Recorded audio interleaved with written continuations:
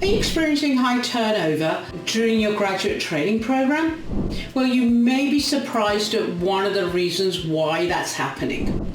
Hi, I'm Suki. Welcome back to the channel. If this is the type of content that's of interest to you, remember to click subscribe and like, and you'll get notification every time new content is uploaded. So what am I talking about?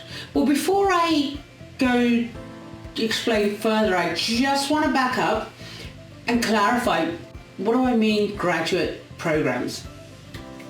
And here's the thing, I talk to companies and they tell me that they want to hire a graduate because they've got a training program in place, and often when we're onboarding, we discover no, they don't have a structured program in place. Their program is actually taking that individual and making them work with an individual. That's it. I'm not going to talk about whether I think that's right or wrong, so that I'm going to park that one to one side. For the purpose of today, I'm talking to those leaders, those companies that actually have a structured training program in place, may even have a training department. They're the individuals that I want to talk to today. These structured training programs do an amazing job of taking an individual through the business, the full life cycle of a desk. Gives them great exposure to sales side, helps them get over the fear of picking up the phone and making sales calls and so forth. It helps them with the candidate piece. They get exposure to negotiations, they get exposure to offer stage, interviews. They get exposure to everything within the 12 months that these programs typically tend to last, which is all great. So what am I talking about? Where's the problem with that? Are you thinking people leave because they just don't like the industry, don't like the job? Well, again, there's going to be an element of that. But the thing I see time and time again, because remember, I'm interviewing these individuals once they leave the job. Or whilst they're there, I'm understanding what it is they hate about it. And one thing has become really clear. Rookie programs, graduate programs, do not teach the individuals compassion. That's the one missing piece, compassion. Now, we teach them compassion for clients and candidates, empathy for a candidate's situation, etc. But the compassion I'm talking about is not for others, it's for themselves. Is compassion for themselves, self-care, in other words.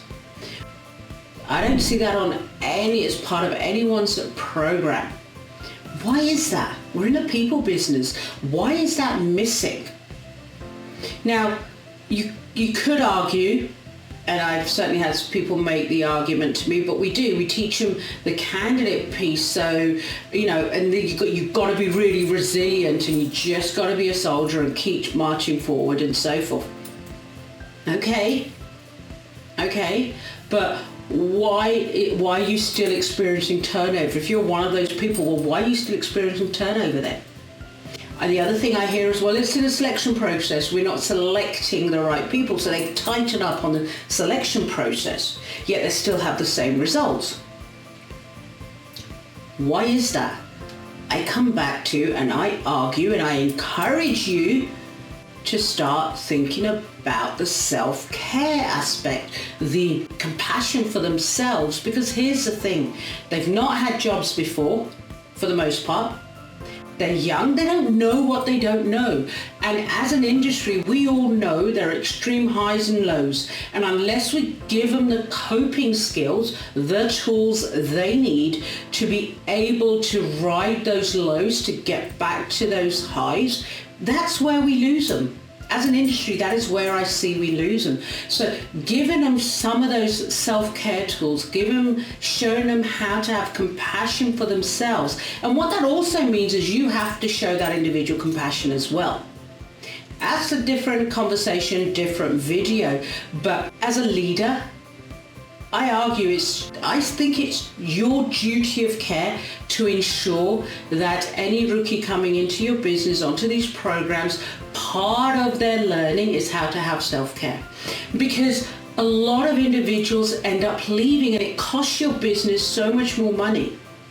And they leave thinking they hate the industry. They leave thinking they hate the job. As I said, I know this because I'm interviewing these individuals, but no, that's not it. That's a very small percentage. They leave because they think every other agency is like this. They think this is what the industry is, and they don't have the coping skills to show themselves some compassion and, to use the words very loosely, pick themselves up, dust themselves off and continue. They don't have the skills to recognize that that is business and it's not a reflection on their ability to do the job. And that's when the compassion comes in. Especially take counteroffers. Counteroffers hurt. I've been in this business over 25 years, and if I still got a counteroffer, it stings. So, and that's something I've learned is part of the job, but it doesn't matter. It doesn't change the fact that it stings. The hard work has been done. So you need a way of being able to put that into context, give yourself that compassion that they need, and then move on. Else you're going to continue to churn and burn your team. Now, some of you may agree, some of you may disagree. I would love for you to drop me an email and let's jump on a call and talk this through. I'd love to hear whether you think that compassion should be part of the program, and even if you don't think it should be part of the program. On that note, if this is the type of content that you are interested in, please remember to hit subscribe and like. You'll get a notification every time I upload new content. On that note, thanks ever so much for listening, and I'll see you in the next video.